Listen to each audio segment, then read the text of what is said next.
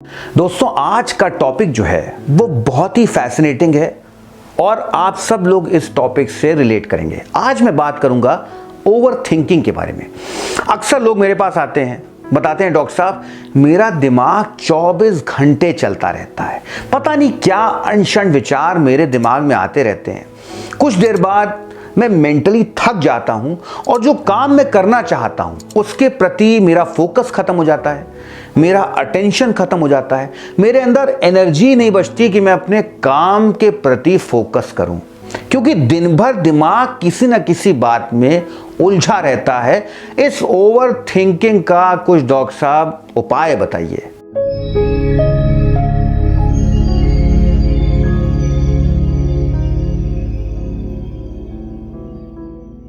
तो दोस्तों अगर आप समाधान चाहते हैं तो एक बात आपको करनी पड़ेगी, आपको आज से ही अपने को ऑब्जर्व करना पड़ेगा, अपनी थॉट्स को ऑब्जर्व करना पड़ेगा, अपनी थॉट प्रोसेस को ऑब्जर्व करना पड़ेगा।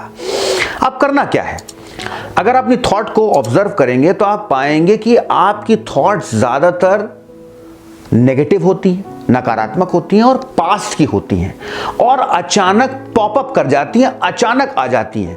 तो इन थॉट्स को मैं कहता हूं एंट, ऑटोमेटिक नेगेटिव थॉट्स। ऑटोमेटिक मतलब अचानक पॉपअप कर गई, नेगेटिव मतलब नकारात्मक है और थॉट्स हैं।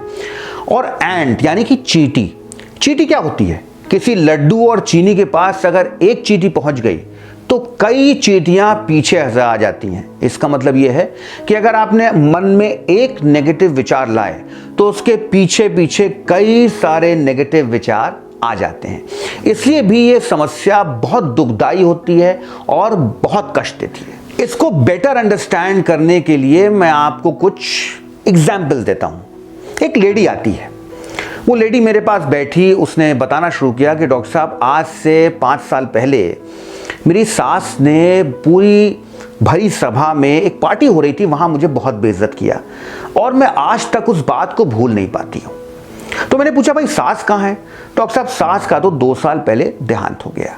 अब आप सोचिए, वो लेडी 5 साल पुरानी बात आज सोच रही है, नेगेटिव थॉट है, पास्ट की है और अचानक उसके अंदर बार बार वो एपिसोड, वो थॉट्स पॉपअप कर जाती है।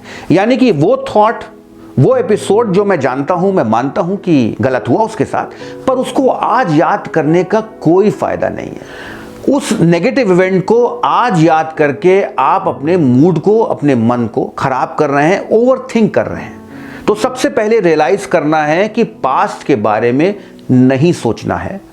पास्ट के बारे में अगर सोचें तो गुड मेमोरीज के बारे में सोचें।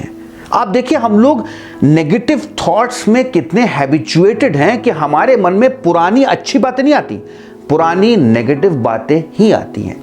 दूसरा एग्जाम्पल, एक लड़का है, वो कहता है डॉक्टर साहब अगर मेरे फादर ने मुझे सपोर्ट किया होता, अगर मेरे फादर ने मुझे एक अच्छी स्कूल में पढ़ाया होता, अगर मेरे फादर ने मुझे फाइनेंशियली हेल्प करी होती तो आज मैं यहां नहीं होता, मैं कुछ बेहतर होता। मान लिया भाई कि ये आपके साथ बुरा हुआ, पर इसको आज याद करके क्या मिलेगा? कुछ नहीं मिलेगा सिवाय तनाव के, परेशानी के और ओवर थिंकिंग के।